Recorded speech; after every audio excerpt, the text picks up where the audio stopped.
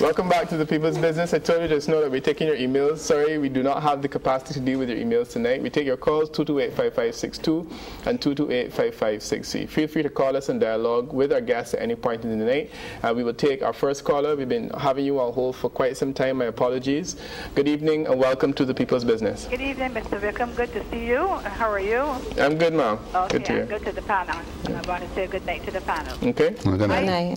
Good night. Good night. I find the transport board system is very good. You see buses that used to go places where they had stopped going, they have started back going, like the Crane, Point, Wanstead, Silver Hill, and many more places. I find they are doing an excellent job. That's all. Good night. Bye. Yeah. Okay. Thank you. Well, you have some compliments. Yeah. Yes. All right. We take another call. Good evening and welcome to the program. Good evening. Yes, good evening. Go right ahead, ma'am. Yes. I am calling as one of the commuters who has been affected by the closure of the Jones River Bridge. I know that people generally call when they have complaints, but tonight I want to commend the Transport Board for the shuttle service that has been put in place. It is running very smoothly, and I want to give kudos to the inspectors who are put in place there every day to make sure that the system is running well. They are well-mannered, and the bus drivers are very cooperative. They wait and so on for the commuters as we get there to go across the bridge. And I really want to commend the Transport Board for this service. Okay, thank you very much, ma'am. And on behalf of the panel, I want to thank you for your compliments. And this was a question that we anticipated would have come. Yeah. There's been a lot of concern about the Jones River Bridge, and until it is repaired, we have a problem. And apparently you have responded. Yes, the last action that we took was to implement the shuttle service, and that, as the caller just said, went off quite well. We've put 2 inspectors in the area to ensure that we can respond on demand if any challenge pops up at any point in time, that we can deal with it. But so far it's been going pretty well. Okay. And we're listening to passengers. If they have any concerns going forward with it or anything else change, they can contact us. Right, which raises another issue in relation to your whole route rationalization. This is a bigger issue. I mean, it's huge. We have a system in Barbados where buses go into town and out of town. We now have a bypass bus, and now there's a second express service. But essentially, all of the buses go into town and out of town. Highly illogical in the environment that we live in. We now have housing developments all over the country. There's been a cry for a long time for route rationalization at the Transport Board to take people from where they live to where they work, without necessarily going into town, and the belief is that this will cut down heavily on traffic in Barbados. Is this something that the Transport Board has taken on board, no pun intended, is considering? When is it likely to happen, or is it likely to happen? Now, let me take the first aspect of the question. We have a strategic relationship with the University of West Indies through the Department of Management Studies, who are doing an analysis of routes. And these will determine are the most profitable routes, and one that is most demanding. And they are working with us to get a very close examination. So that will determine the extension of the routes, or what other routes we need to service, or what new routes we need to develop. So the operations department, they will take that information and work with it. Okay. But I don't think they can do that. Yes, because based on the survey that's been run by the university through Dr. Justin Robinson, it takes a look at where persons are boarding and disembarking. So we can look to marry routes that are running, in close proximity at different time levels to see when we need to get the bus there and where persons are trying to get to.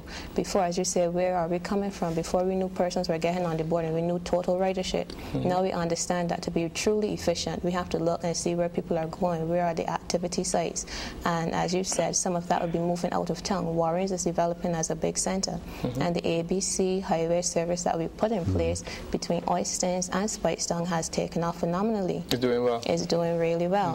And it was a collaboration with the Transport Authority, and our minister would have looked in on it, and he's quite pleased with the feedback, has been very positive. Right now, those services, each trip is traveling at full capacity. And the highway of itself, in the beginning we thought maybe there would have been some congested areas coming through, maybe the Wildy Triangle, but the journey time is quite short. And even through the websites, persons have been calling and saying they prefer using that services, getting them to the areas where they want to go and in a quick manner. So it's been developing, and more cross-country travel, as you say, you know, usurping or going around the city center is better. Okay, great. All right, well, I think we have another call on the line, and we say good evening to the next caller. Good evening and welcome. Hi, good evening. How are you? Yes, good evening, ma'am. Yes, I'm calling here from Middleton in St. George. We have been asking for bus service. I know the lady that's there, Miss Graves. I've spoken to her on numerous occasions. I've even spoken to Mr. Boyce, Minister of Transport. We have a situation here at Middleton where you have to walk from Middleton Road, this is via St. Jude's, to get into Middleton, or walk from Workman's. And this, I think, is really hard on commuters. Do you have a service previously, ma'am, or there's never been a service to Middleton? There's never been a service under the transport board. Well, we have. So you're asking for the creation of a new route? Yeah. Well, one of the things that happened. Well, one of the things that happened, there were old bus drivers who used to come through when they had the other bus service. They're saying that it is difficult to come through Middleton, but yet when they have accidents in Gun Hill, everything has to come to Middleton. Okay. All right, ma'am. Thank you for your intervention. Let's see how it works.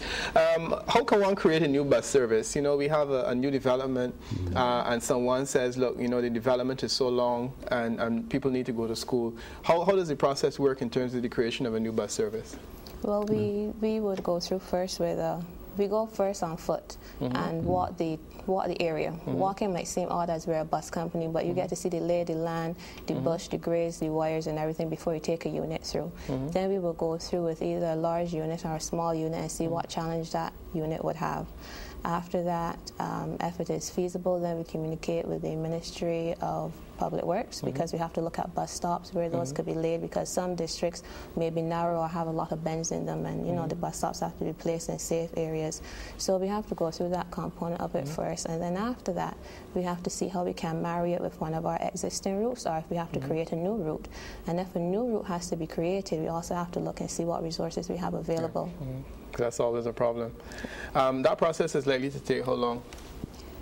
It depends on the feedback, because we do liaise with other agencies if we find challenges, because if it's an area that has rocks that need to be cut down, well then that, you know, is not something we can deal with. We can forward it to the ministry, and then they will put it in part of their major works plan.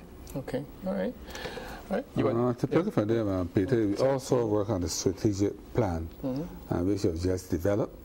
And I must commend our Minister Boyce, who has taken a very keen interest in the development of the strategic plan. And it's really an action plan in terms of where we're going. Okay, can you give us a snapshot of what it has in store? Well, we're trying to reduce the deficit, and also in terms of the peak hour service, we're trying to enhance that and try to cut out what we would term service that may not be desirable and enhance, especially the peak periods. And this is where reliability comes. So these are the empty buses, basically? Yeah, basically. Right. You find that, say, the 4 o'clock bus, they want to be able that when a bus is full, say at 3:30, it can leave, and then we have another bus in there. Which means that the question of availability of buses is very significant. And we have determined in the basis plan to have no less than 240 buses being available to the public, so that we can service those routes. Okay, and we are trying to peak it to about, say, 250. The international standard is about having 20% of the fleet being defective. So we're trying to move beyond that from 240 to 250. And generally, how are you now in terms of your? We're about 234. Okay. But we're trying to. So it is a question of improving. That's correct. And we also have our service providers. Our main service provider is UCAL. They have some more to others. And they are working closely with our strategic plan to ensure, because if you do not have buses, you can't provide service. Right. So that's critical. Right. Okay. All right, we're going to have to take another break here. We come back, we continue our conversation. Do stay with us. We'll be right back.